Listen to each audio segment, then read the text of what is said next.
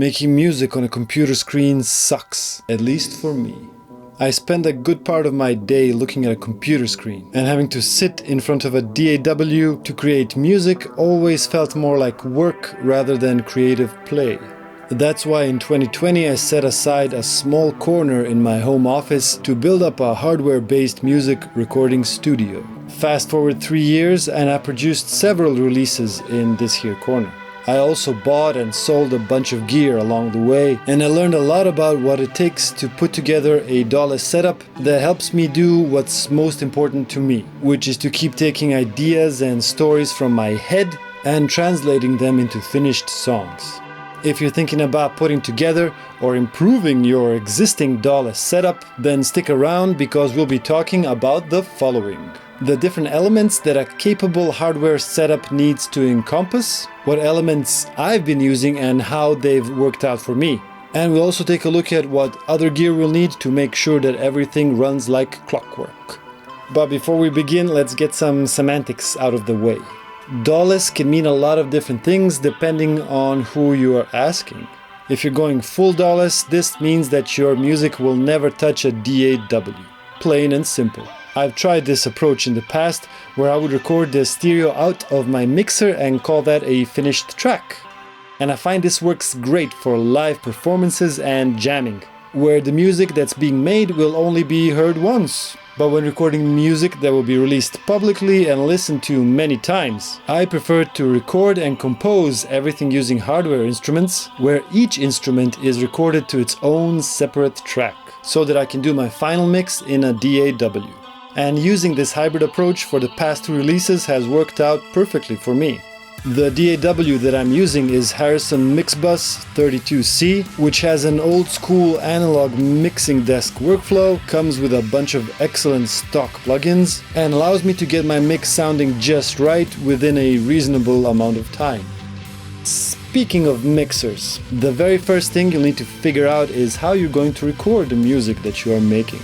If you're using multiple instruments, you'll need a mixer of some kind to record all of those different inputs. The common recommendation is to always get a mixer that can handle more inputs than what you think you will need. But I personally see no problem working within reasonable limitations, as this is the place where I find my creative side shines the brightest. And if I plan it all out in advance, I won't have empty mixer inputs staring me in the face and catalyzing that nasty gear acquisition fire that burns deep inside me.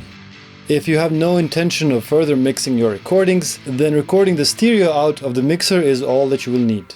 And you won't need more than a simple handheld recorder to accomplish just that. If, however, you plan on recording each of the instruments to its separate track, then you'll need a mixer that's also a multi-track recorder.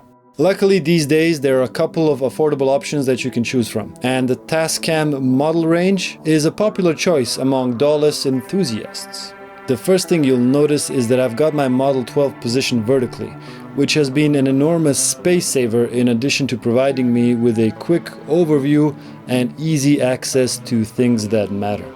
The cool thing about this recorder is that you can choose at what point of the signal chain you want to record.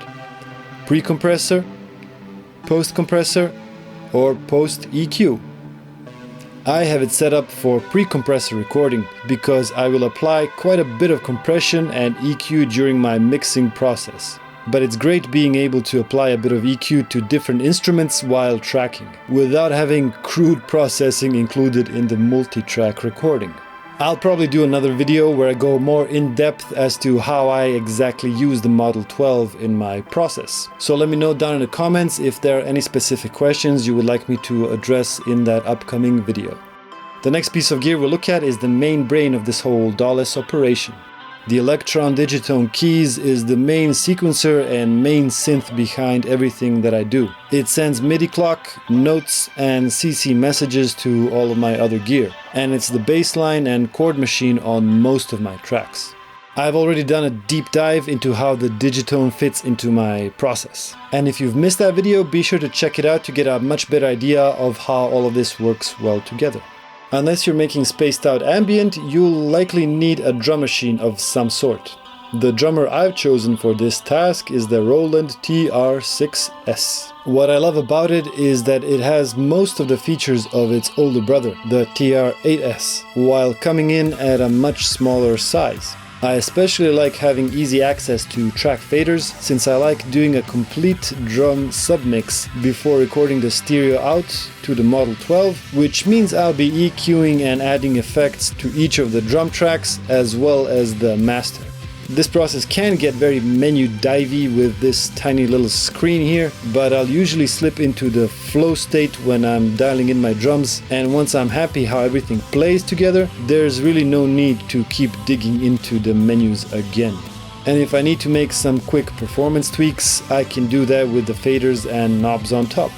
A big limitation that the TR-6S has is that every note is tied to the grid, meaning that you can't use micro-timing to slightly nudge notes out of their position, thereby making the groove sound a bit more organic. However, this is not a problem for me, since I sequenced the TR-6S from the Digitone, which does indeed have step micro-timing, even when sending out to MIDI. And that's one of the key benefits to having a powerful DAWLESS setup. If you do it right, one piece of gear can feed off the functionality of another, thereby expanding your musical options. And if this video is expanding your views on what a DAWLESS setup can be, then go right ahead and give it a thumbs up. Now let me ask you, what would a DAWLESS setup be without an analog synthesizer? Nothing. It would be nothing. I'm not an analog purist, obviously, but I do enjoy having a fun little synth with a lot of knobs and excellent effects on hand.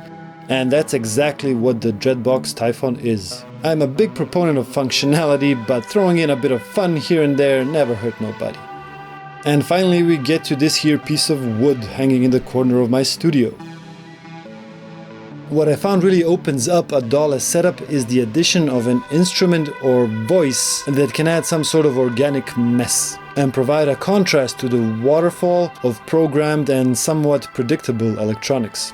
This is a custom-made Brennus Morgan headless guitar, sourced from local wood and hand-built right here in Serbia, with a 26.5-inch scale neck and a single bridge position high-output hand-wound humbucker pickup.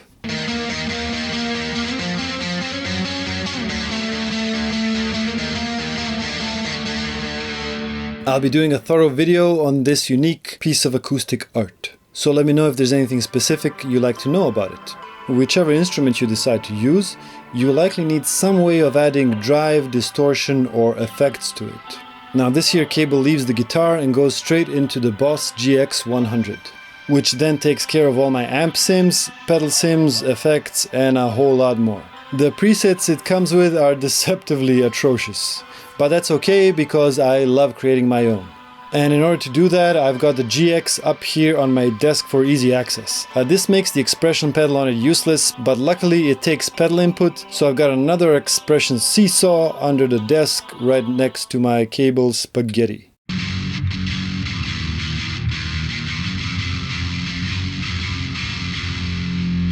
As you can probably tell, I love mind-numbing high-gain distortion tones which make me question whether what I'm feeling is pain or pleasure or both.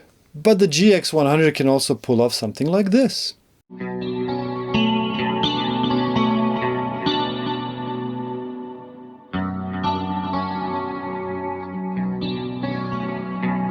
The first musical instrument I started playing were the drums some 2 decades ago now. But keeping a full drum kit at home has always been a struggle for me, especially when I used to travel a lot and move across continents on a regular basis. And so I finally gave up on that dream in 2010. Fast forward to today and I still have that drumming drive inside me and desire to hit things in a rhythmic fashion.